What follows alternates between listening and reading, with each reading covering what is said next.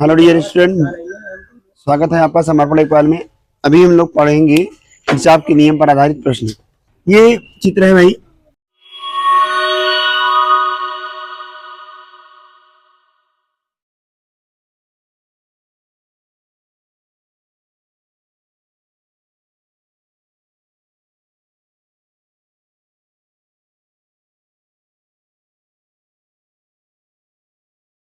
दिए गए प्रश्न में हमसे पूछ रहा है कि प्रत्येक परिपथ में बहने वाली धारा का मान ज्ञात कीजिए।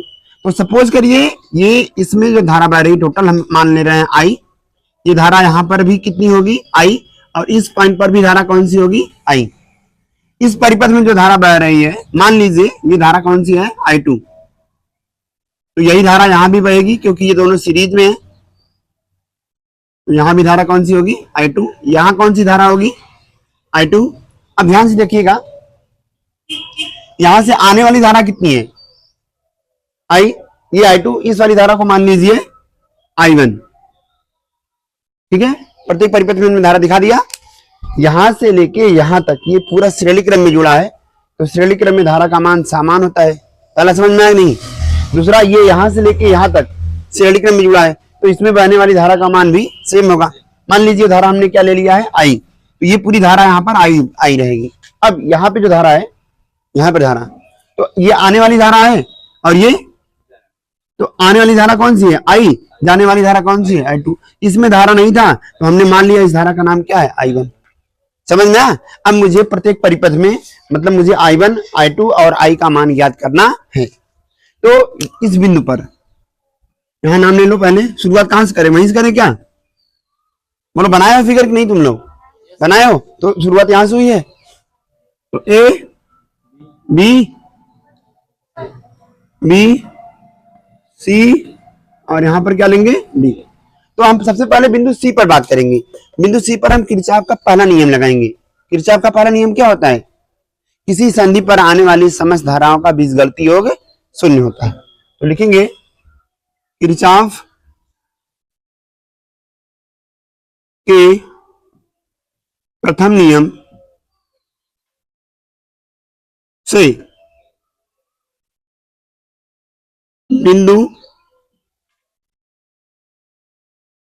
C पर परिणामी धारा, यार ऐसे मत लिखिए, आने वाली धारा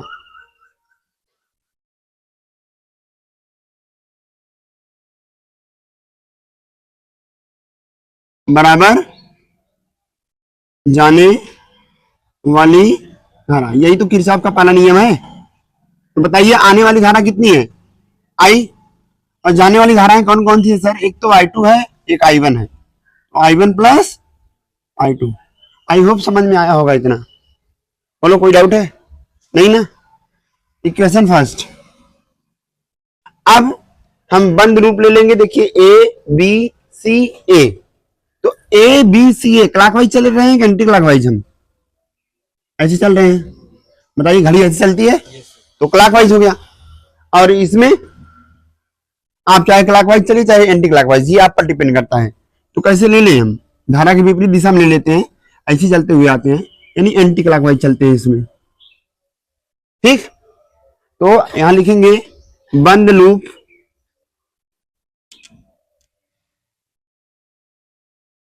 कौन आ गया?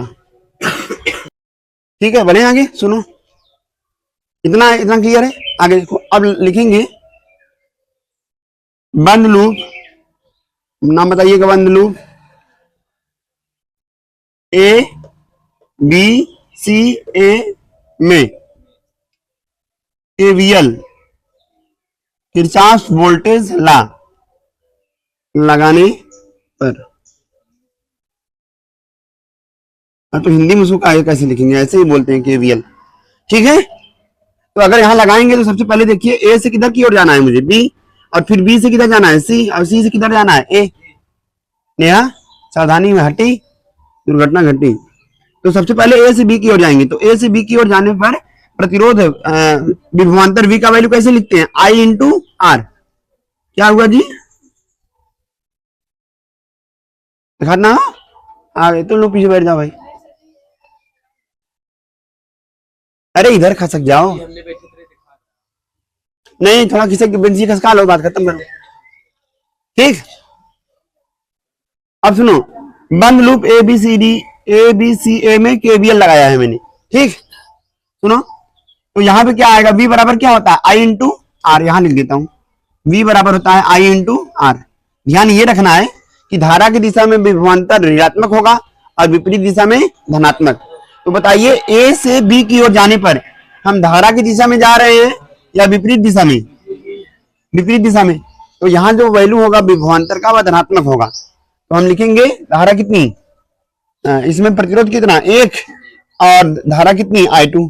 तो 1 गुणे I2 हो गया। फिर देखो यहां माइनस से निकल लेंगे प्लस पे, तो विद्युत वाहक बल क्या होगा, +1 ना। फिर अब चलेंगे A से B में, पूरा खत्म हो गया। अब B से C की ओर बढ़ेंगे, तो B से C की ओर जाएंगे तो सबसे पहले विभवांतर लिख लेते हैं। विभवांतर कैसे लिखेंगे, धारा की विपरीत दिशा में है तो विभवांतर धनात्मक होगा। प्रतिरोध कितना है, प्रतिरोध 2, और धारा कितनी, I2, तो 2I2। सही है। फिर आगे बढ़ेंगे, प्लस से किस पर निकल रहे हैं, माइनस पर, तो विद्युत वाहक बल ऋणात्मक होगा, -2। बताइएगा। फिर यहां पर हम C पर पहुंच गए। अब क्या करेंगे, C से किसकी ओर चलेंगे, A की ओर ना। तो C से A की ओर आ रहे हैं, तो यहां से यहां आएंगे तो देखो धारा इसमें कौन सी है, I1, और प्रतिरोध कितना है, 2। तो धारा की दिशा में आ रहे हैं, इसीलिए -2I1 आया कि नहीं। -2I1 क्यों आया, समझना। बराबर क्या आएगा, 0। यही तो किरचॉफ सलाह है। किसी बंद लूप में समस्त विभवांतरों का बीजगणितीय योग शून्य होता है। ठीक है, ओके। तो यहां क्या आ जाएगा, ये हमारा हो जाएगा I2 वाला बाद में लिखेंगे, -2I1 पहले लिख दो।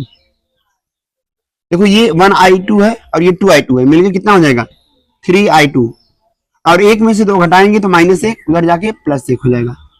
समझ में आया सबको कि नहीं, कोई डाउट नहीं। अब इस वाले में लेंगे हम, तो लिखेंगे बंद लूप, नाम बताइए। ये देखो एंटी क्लॉकवाइज चल रहे हैं, तो A, फिर D, फिर C और A में केवीएल लागू लगाने पर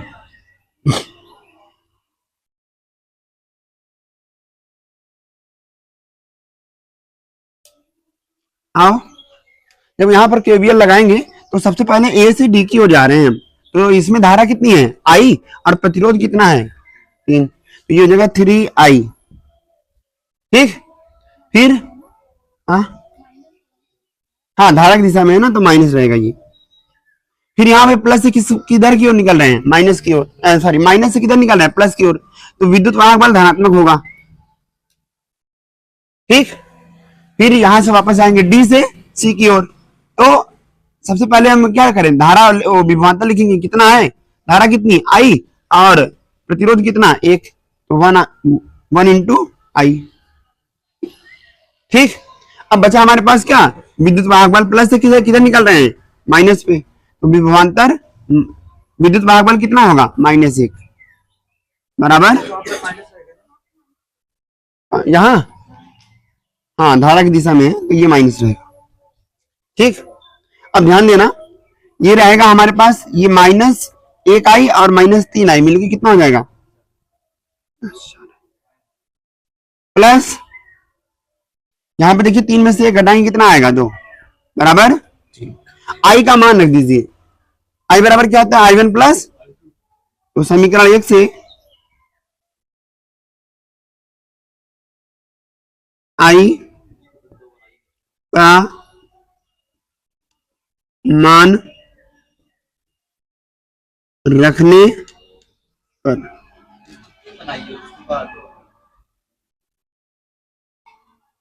ठीक, यहां रख दीजिए -4, I का वैल्यू बताइएगा, I1 प्लस, ये +2 उधर जाएगा -2। हाँ, मैंने कहीं गड़बड़ किया क्या, फिर से करूंगा, यहाँ हो गया। देखो A और D के बीच निकालेंगे तो यहाँ प्रतिरोध कैसे निकालेंगे, विभवांतर निकालने के लिए हम क्या करेंगे, 3 में I का गुणा कर देंगे, यहाँ धारा दिखा दो आई, तो कितना आएगा 3i। क्योंकि ये धारा की दिशा में है इसीलिए माइनस चिन्ह के साथ। फिर यहाँ माइनस से प्लस पे निकल रहे हैं तो विद्युत वाहक बल +3। फिर अब डी से किसकी ओर जाएंगे, सी की ओर। तो सबसे पहले विभवांतर लिखते हैं। धारा कितनी है I और प्रतिरोध कितना है 1। धारा की दिशा में है तो -1 × I।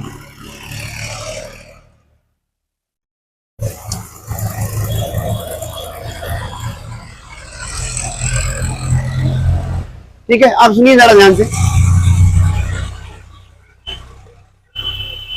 सुनो सभी लोग ध्यान से। मैंने इसको माइनस चिन्ह क्यों लिखा, क्योंकि धारा की दिशा में विभवांतर ऋणात्मक होता है और विद्युत वाहक बल क्या होगा, प्लस से किस पे निकल रहे हैं, माइनस पे। तो विद्युत वाहक बल -1। फिर अब मेरे पास क्या बचा, सी से ए की ओर आना है। तो सी से ए की ओर आएंगे, धारा कितनी है I1 और यहाँ पर प्रतिरोध कितना है 2। धारा की दिशा में ही आ रहे हैं इसीलिए ये क्या होगा, ऋणात्मक लिया जाएगा। -2I1 = 0। अब यहां पर देखो -1I1 और -3I1 मिलके हो जाएगा -4I1। सॉरी केवल I रहेगा। -3I और -1I मिलके -4I। ठीक है, और ये -2I यहां लिख लीजिए 2I1। फिर क्या बचा यहां पर, +3 और -1 मिलके कितना आएगा, +2 बराबर 0। समझ में आया यहां तक, कोई डाउट है। ये +2 उधर जाएगा, -2 और I का मान लिखेंगे। तो लिखेंगे समीकरण 1 से I का मान रखने, समीकरण 1 से I का मान रखने पर, तो यहां -4 I का मान बताइए, I1 + I2 -2I1 और ये +2 उधर जाएगा -2। अच्छा यहां देखो -2 कॉमन ले ले, तो -2 कॉमन ले लिया हमने, तो यहां पे बचेगा कितना, सब में -2 कॉमन ले रहे हैं। जब यहां से -2 चला जाएगा तो केवल 2 बचेगा। कोष्टक में कितना रहेगा, I1 + आई होप समझ में आ रहा होगा तुम लोगों को। फिर क्या हो जाएगा, यहाँ पे माइनस चला गया बाहर तो यहाँ प्लस, यहाँ पे केवल I1 बचा, ब्रैकेट बंद करो, बराबर -2। तो देखो दोनों तरफ -2 कट जाएगा, ये पूरा यहाँ पर 1 बचेगा। अब ब्रैकेट तोड़ो, अंदर गुणा करो, तो ये आएगा 2I1 और 1I1 मिलकर कितना हो जाएगा,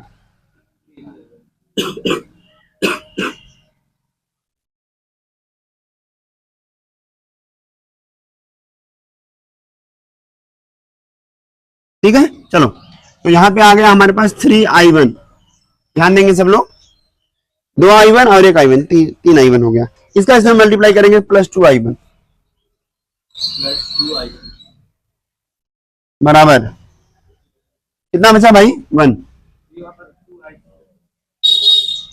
2I2 रहेगा ना, हाँ हो गया, बस रुक जाओ मारे।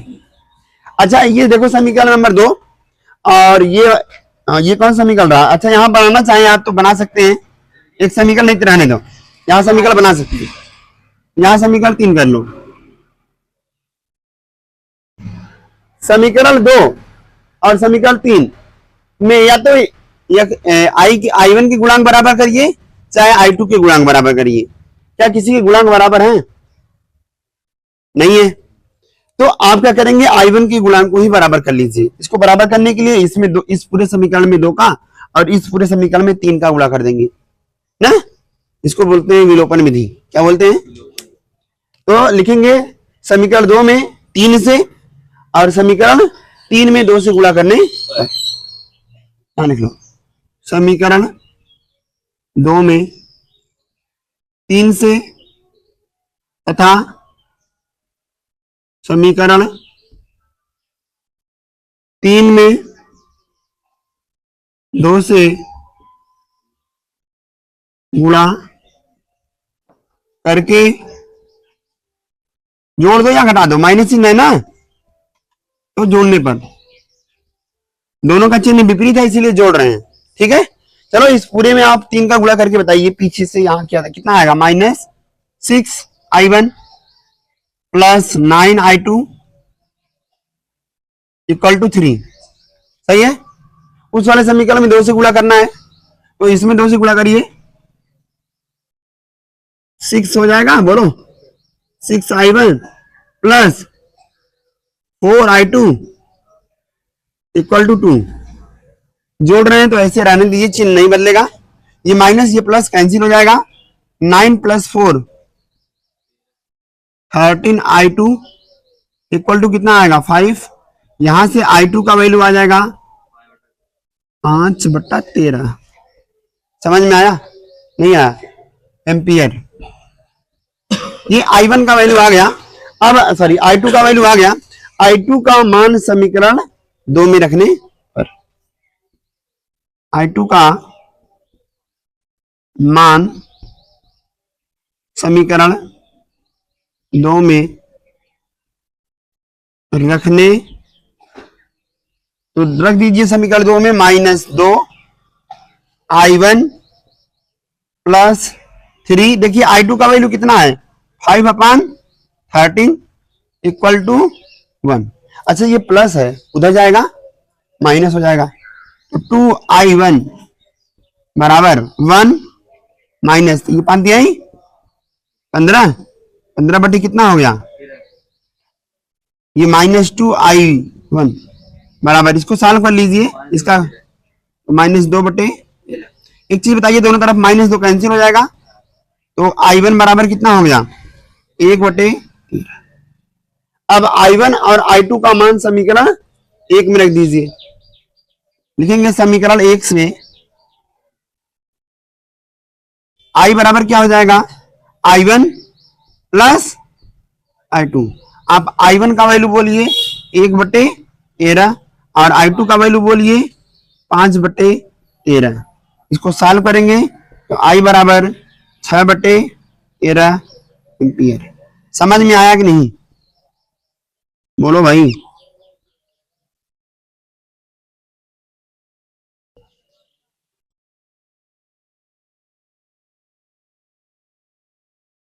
क्लियर हुआ, समझ में आया, नोट करो। ठीक है, तो दिए गए प्रश्न में यहां पर कितना है,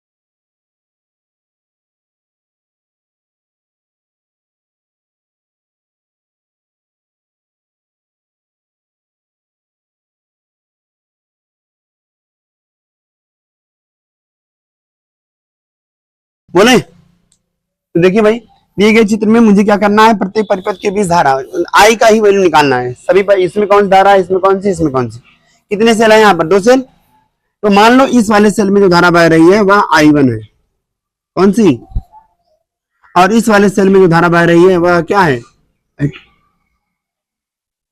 ठीक। चलो इस वाली धारा को जो यहाँ पे इसमें बह रही है हम क्या मान ले रहे हैं, मान लीजिए इसमें बहने वाली धारा कितनी है, i3। अब ध्यान दीजिए, तो यहां कौन सी धारा होगी, यहां भी तो i3 होगा। ये आने वाली धारा है, ये जाने वाली धारा है। अगर आने वाली धारा में से जाने वाली धारा घटा दे तो इसमें कितनी धारा होगी मालूम हो जाएगा। तो i1 में से क्या घटाएंगे, i3। तो इसमें कौन सी धारा बहेगी, i1 माइनस i3। इस संधि पर धारा निकल गया, बोलो। किरचॉफ का पहला नियम लगा दिया मैंने। अब यहाँ पे आओ, इस बिंदु पर, यहां भी तो संधि है, कौन सी धारा है यहाँ पर, i2। यहां से कौन सी धारा आ रही है, i1 माइनस i3। तो ध्यान ये दीजिएगा। अच्छा पीछे कौन सी धारा है यहाँ पर, i1। ये धारा यहाँ पे आके बटेगी, तो यहाँ भी धारा वितरण होगा। ये I2 है तो इसमें भी क्या रहेगा, I2। बोलो भाई, ये पूरा सीरीज में जुड़ा है ना, तो इसमें सेम धारा रहेगा। अब समझो, यहां पर देखो, इस पॉइंट पर पहले कौन सी धारा आ रही है, I1 माइनस I3, और ये वाली धारा यहां से भी आ रही है। तो अगर ये भी आ रही, ये भी आ रही, तो ये जाएगी ना, तो ये जाने वाली धारा हो जाएगी। इस धारा का मान कैसे निकालेंगे, आने वाली धारा और बराबर जाने वाली धारा। तो आने वाली धारा का नाम है I1 माइनस I3, और ये भी आ रहा है तो प्लस I2 हो जाएगा। तो यहां पे धारा हो गया I1 minus I3 plus I2। I hope समझ में आया होगा। आने वाली धारा निकाल लिया, तो सभी आने वाली धाराओं को जोड़ देंगे, जाने वाली धारा निकल जाएगी। अच्छा, इस पॉइंट पर देखो, धारा यहां पर, यहां भी तो संधि है, तो यहां भी धारा बटेगी। तो कौन सी धारा, I1 निकल गया इसमें से। जब इस वाली धारा में से, आने वाली धारा में से I1 निकल गया, तो जाने वाली धारा कितनी बचेगी यहाँ पर, तो ये I1 घटा दो, तो I2 माइनस I3 बचेगा। आया कि नहीं आया, देखो आने वाली धारा कितनी है, I1 minus I3 plus I2, और इसमें जाने वाली धारा I1 घट जाएगा, तो ये और ये कैंसिल, क्या बचेगा, I2 माइनस I3। तो इसमें कौन सी धारा होगी, तो थोड़ा बगल में कर लो, इसमें जो धारा होगी उसका नाम हो जाएगा I2 minus I3। I hope समझ में आया होगा। अब यहाँ पे देखो, धारा यहाँ I2 मिल रही है कि नहीं, आने वाली धारा कौन सी है, बोलो I3, और ये भी आने वाली धारा है प्लस I2 माइनस I3। आप देखोगे सॉल्व करके तो I2 मिल गया। सही है, समझ में आया। धारा का वितरण इसी प्रकार से दिखाते हैं। यहाँ किरचॉफ का पहला नियम लगा लेते हैं, पूरा धारा दिखा देते हैं, उसके बाद आप सॉल्व कर लेंगे बहुत आराम से। कौन सा नियम लगा के, किरचॉफ का दूसरा नियम लगाकर। ठीक है, आप देखते हैं किरचॉफ का दूसरा नियम। समझ में आया कि नहीं आया, धारा वितरण आया। जितने सेल हैं पहले आप उतनी धारा को दिखा दीजिए। कितने सेल, 2 सेल, तो हमने इसमें बहने वाली धारा I1 दिखा दिया, इसमें I2। अब यहाँ पर ये धारा एक से अधिक भाग में बट रही है, तो इस वाली धारा को I3 मान लो, या इस वाली धारा को I3 मान लो। तो हमने इसको मान लिया I3, ये आने वाली धारा, तो यही धारा आगे जाके बटेगी, क्योंकि धारा इधर से तो आएगी नहीं। क्यों नहीं आएगी, क्योंकि सेल थोड़ी है, यहाँ से धारा जाके बाहर की ओर जाएगी, तो यहाँ से ये जाने वाली धारा है और ये भी जाने वाली धारा है। तो इस धारा को अगर हम I3 मान ले रहे हैं, तो ये धारा कैसे निकालेंगे, I1 में से I3 घटा देंगे। ठीक, अब देखो संधि कहाँ मिला आपको, यहाँ पर मिला। यहाँ पर कौन सी धारा है, I1 माइनस I3 आ रहा है, इस इधर से भी धारा आ रहा है I2। तो अगर ये दोनों धाराएं आ रही हैं, तो ये वाली धारा क्या करेगी, जाएगी। तो इस धारा का मान कैसे निकालेंगे, आने वाली धारा बराबर जाने वाली धारा। तो आने वाली धारा ये भी है, ये भी है, दोनों को जोड़ दीजिए, I1 minus I3 plus I2। अब इस पॉइंट पे आ जाओ, इस पॉइंट पे आने वाली धारा कितनी है, I1 minus I3 plus I2, और जाने वाली धारा कितनी है, I1। तो अगर आने वाली धारा में से जाने वाली धारा घटा दे, तो कितनी धारा बचेगी, I2 माइनस I3। ठीक है, यानी इस वाले परिपथ में कितनी धारा बचेगी, I2 माइनस I3। इधर से कौन सी धारा आ रही है, I3।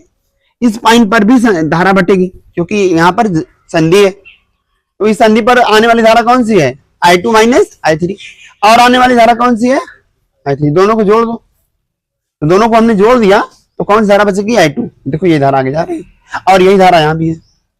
समझ में आ गया, बोलो नहीं आया, फिर से बताएं क्या, आया। सुनिए, तो एक बंद पास ले लीजिए, लिखेंगे किस बिंदु पर नियम लगाए। यहां पर सबसे पहले ए पर लगा है संधि का नियम, बी पर लगा है संधि का नियम, सी पर लगा है संधि का नियम, और डी पर नहीं लगाओगे तब भी चलेगा ना। तो एक ही चीज लिख लो, यहां पर संधि का नियम लगाए हैं, क्या है, बिंदु लिखा तो दिए, क्या जरूरत है, कहीं जरूरत पड़ेगी, I1 प्लस I2, बस रहने दो। सब धाराएं अलग अलग है ना, दिखाना नहीं है। किरचॉफ का पहला नियम ना लगाओ, क्योंकि मैंने डायरेक्ट फिगर में दिखा दिया है। तो लिखेंगे बंद लूप ए बी सी ए में, बंद लूप ए बी सी ए में केवीएल लगाने पर किरचॉफ वोल्ट लॉ लगाएंगे तो क्या आएगा? ए से बी की ओर बताओ, 4 प्रतिरोध कितना है? 4। और धारा कौन सी है? I1 minus I3। क्या यह ऋणात्मक होगा?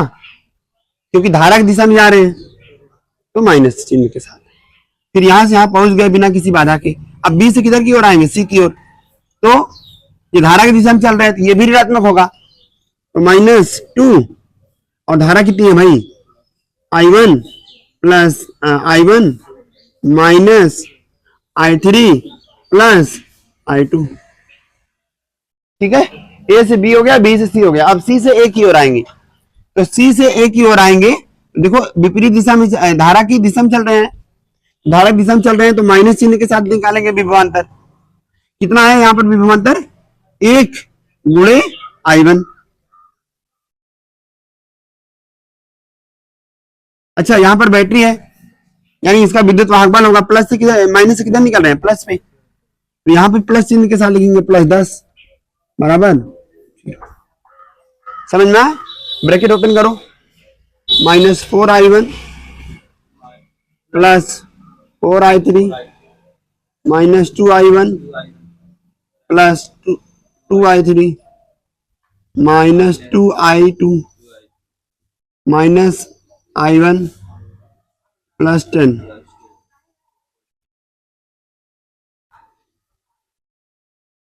इसको नीचे कर लो, I1 माइनस I3 तो प्लस 10, बोलो भाई, इक्वल टू 0। सॉल्व करिए उसको। देखो I1 वाला एक यहां पर है, एक यहां पर है और एक यहां पर है, तो तीनों माइनस है, तीनों जुड़ जाएंगे, 4 2 6 और 1 7। ये हो गया -7 I1। I2 वाला देखो यहां पर है -2 I2। I3 वाला देखो +4 I3 प्लस 2 I3, तो दोनों जुड़ जाएंगे +6 I3 बराबर +10 उधर जाएगा -10। ठीक, माइनस कॉमन ले लो, दोनों तरफ माइनस काट दो। यहाँ 7 I1, ये माइनस बाहर चला गया तो +2 I2, ये प्लस था, अब माइनस कॉमन लेने पर चिन्ह बदल जाएगा, 6 I3 equal to 10। Equation first आया सबको? अब यहां नीचे वाले में लगा लो किरचॉफ वोल्ट लॉ, बताओ क्या आएगा? क्या हो तो पहले पीछे वाले में लगा लो। बी, यहां पर एक बिंदु ले लो E, B E D C B, तो लिखेंगे बंद लूप, बोले B E D C B में। सबसे पहले बी से ई की ओर जाओ, तो धारा की विपरीत दिशा में जा रहे हैं, प्रतिरोध तो है नहीं ना, तो विभवांतर क्या होगा? 0। फिर विद्युत वाहक बल मिलेगा प्लस से किधर की ओर? माइनस की ओर, तो -5। फिर यहां से यहां आओगे, ई से डी की ओर, ई से डी की ओर आओगे, धारा कितनी है? I2, लेकिन प्रतिरोध नहीं है तो वो 0, उसको लिखने की जरूरत नहीं है। अच्छा, यहां तक पहुंच गए, ई से डी की ओर आ गए, अब क्या करेंगे? डी से सी की ओर जाएंगे, तो डी से सी की ओर जा रहे हैं, धारा नीचे आ रही है, हम ऊपर जा रहे हैं, तो प्लस के साथ लिखेंगे विभवांतर, प्लस। देखो प्रतिरोध कितना है? 2, और धारा है I2 माइनस I3। फिर यहां से यहां जाएंगे, धारा नीचे आ रही है और हम ऊपर जा रहे हैं, तो ये भी प्लस रहेगा।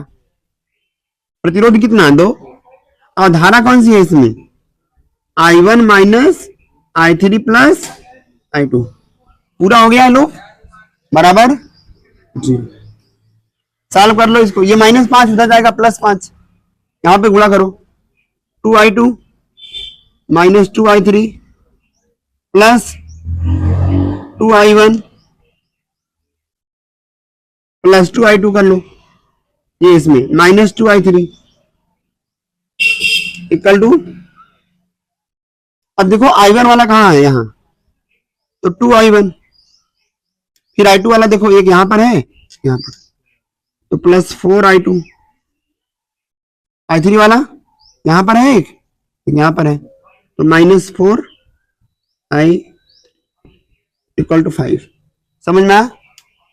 अब ध्यान से देखना, यहां से आप किसी एक को बराबर करके गायब कर दीजिए। कोई गायब हो रहा है क्या? नहीं। किसी के गुणांक बराबर है? नहीं बराबर है, तो 2 कॉमन लेके उधर 5/2 हो जाएगा ना। कर सकते हैं ऐसा, या इसमें 2 का गुणा करके भी कर सकते हैं। अगर वो नहीं करना है तो यहां से वैल्यू निकाल लीजिए 2i2 का और यहां पे रख दीजिए। ठीक है, समझ में आ रहा है मेरी बात? तो यहां पे देखो 2i2 है ना, अगर 2i2 का यहां से वैल्यू निकाल लें और यहां रख दे तो काम हो जाएगा। समझ में आ रहा है? या इस पूरे समीकरण में 2 का गुणा करके इसको बराबर कर दो, किसी एक को गायब करो। यहाँ पे कितनी इक्वेशन बनेंगे? कम से कम 3 इक्वेशन बनेंगे, 4 इक्वेशन बना के सॉल्व कर पाएंगे हम इसको। क्यों? क्योंकि 3 वेरिएबल है, जितने वेरिएबल होंगे उतने कम से कम उतने इक्वेशन बनने चाहिए, तब जाके सॉल्व होगा। अभी 2 बनाए, अभी हम लोग कौन सा बाकी है? ये वाला बाकी है। ठीक, पहले यहाँ पे हम गायब कर लेंगे किसी एक को। बताओ किसको गायब करें? i2 को गायब करना आसान है, तो इस लिखेंगे समीकरण 1 में 2 का गुणा करके समीकरण 2 से घटाने पर। गुणा करें, डांटे मान रखें, इसमें 2 का गुणा करेंगे ताकि ये 4 हो जाए और फिर उसके बाद घटा देंगे। ठीक, लिखेंगे समीकरण 2 में, समीकरण 1 में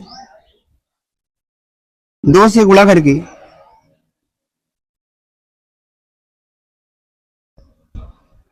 समीकरण 2 को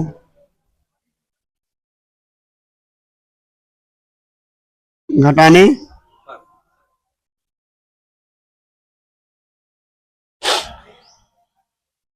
क्या आएगा भाई जब इसको हम गुणा करके घटाएंगे? तो जरा ध्यान दीजिएगा, यहाँ पे 2 का गुणा करेंगे 14 हो जाएगा। बोलो, यहाँ पर 4i2 हो जाएगा और यहाँ पर कितना हो जाएगा? -12i3 बराबर 20। अब ये वाला घटा रहे हैं, यहाँ पर 2i1 plus 4i2 -4i3 equal to 5। तो घटाएंगे तो चिन्ह बदलेगा, यहाँ पे माइनस, यहाँ प्लस और यहाँ माइनस। अच्छा, यहाँ को 14 में से 2 घटाएंगे, कितना हो चुका? 12। ये तो खत्म हो गया। यहाँ पे देखो -12i3 और यहाँ पे प्लस 4i3, प्लस माइनस मिलके घट जाएगा।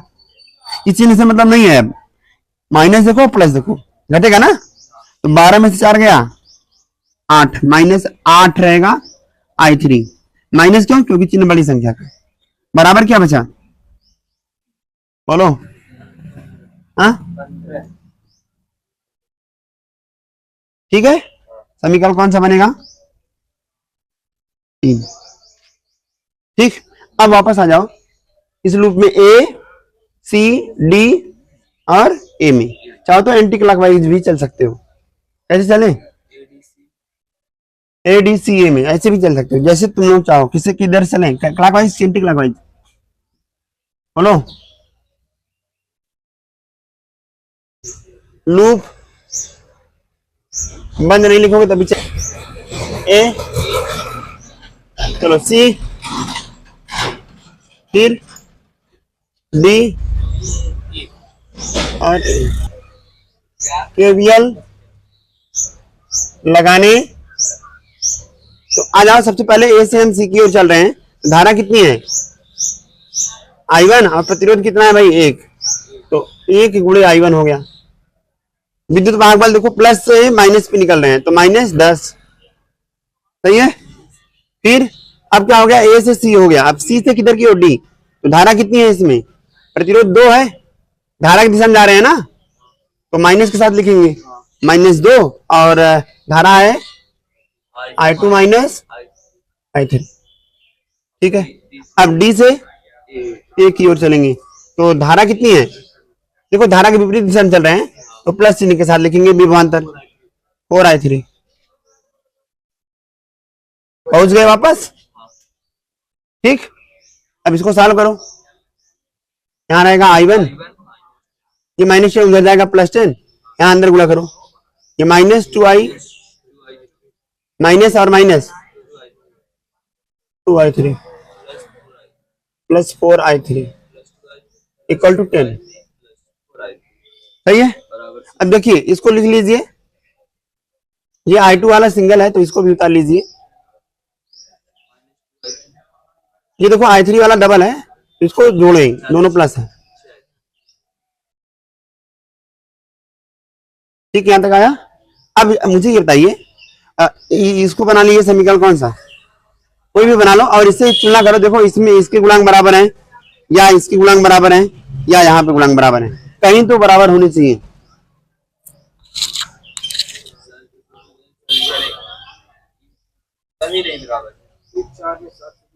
एक बराबर है क्या ना, कुछ 4 बना लो।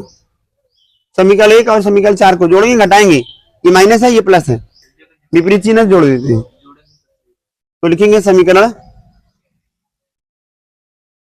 1 व समीकरण बोलो 4 को जोड़े थे, तो जोड़ेंगे तो वहां 7I1 plus 2I2 minus 6I3 चल रहा है ना, बराबर 10। यहाँ पे आएगा I1 minus 2I2 plus 6I3। तो ये तो हमारा खत्म, ये भी खत्म हो गया क्या, बोलो कितना बचा यहाँ पर, बराबर I1 बराबर, यहां से लिखता हूं I1 बराबर 20/8, काटेंगे तो 5/, ठीक, I1 का वैल्यू आ गया। अब इस I1 के वैल्यू को यहां पर रख दीजिए, किसका वैल्यू आ जाएगा, I3 का। बोलो I1 का मान समीकरण इसमें रखेंगे 3 में, 3 में जब समीकरण 3 में रखेंगे तो यहां पे हमारे पास है 12 गुणे, बोलो एक आंसर आ गया है ये, तो 12 I1 का वैल्यू 5/2 माइनस 8I3 बराबर 15। ये देखो 2 से 12 कट जाएगा, 6 आ जाएगा, 6 पंचे, ये प्लस 30 उधर जाएगा तो 8I3 बराबर 15 माइनस 30, तो माइनस 8I3 बराबर माइनस 15। तो I3 का वैल्यू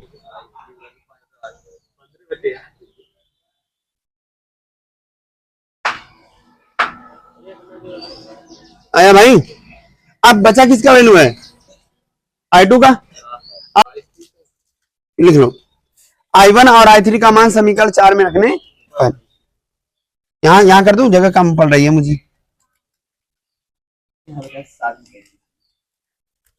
हाँ नोट करोगे तो मिटा कर आए, चलो नोट कर लो तब करते हैं, नोट कर लो। तो देखिए अब सुनो शांत रहो, I1 और I3 का मान हम किस में रख देंगे, समीकरण 4 में रख देंगे। समीकरण 1 में रख दीजिए, 2 में रख दीजिए या 4 में रख दीजिए, किसी में रख दीजिएगा आंसर आ जाएगा, लेकिन हम लोग किस में रहे हैं, 4 में। तो लिखेंगे I1 और I3 का मान समीकरण 4 में रखने पर I1 तथा I3 का मान समीकरण 4 में रखने पर, रखिएगा। I1 का वैल्यू कितना है बताइए, 5/2 माइनस 2I2 या 2I2 प्लस 6 गुणे I3 का वैल्यू कितना निकला, 15/8 बराबर 10। सुनो भाई सब लोग, देखो यहां पर 2I2 इसका वैल्यू निकालना है, तो इसको उधर भेज दो, इसको इधर लाओ, 5/2 प्लस यहाँ पे गुणा हो जाएगा, चाहो तो काटना चाहो तो काट दो 3 से, 2 से काटोगे 2 3 6 और यहाँ पर 4, तो 45/4 ये +10 इधर आएगा -10 बराबर आ गया 2i2। सही है। इसके बटे 1 मान लीजिए, सबका एलसीएम लेंगे तो 4 आएगा। 2 का गुणा होगा यहाँ पर तो 10, यहाँ पर 1 का गुणा होगा तो 45 आएगा, और यहाँ पर 4 का गुणा होगा 40, -40 -40। ये किसका वैल्यू है? 2i2 का। सही। अब जरा ध्यान दीजिएगा सब लोग, इसमें से घटा देंगे तो 5 बचेगा, 5 और 15 जो है 10 जोड़ेंगे 15 आ जाएगा, 15/4 यहाँ पे आएगा 2i2। ये यहाँ गुणे में है, इधर जाएगा बट्टे में हो जाएगा, तो i2 बराबर 15/8। ठीक, ठीक है, समझ में आया? दोनों का वैल्यू सेम आया। क्लियर है क्या?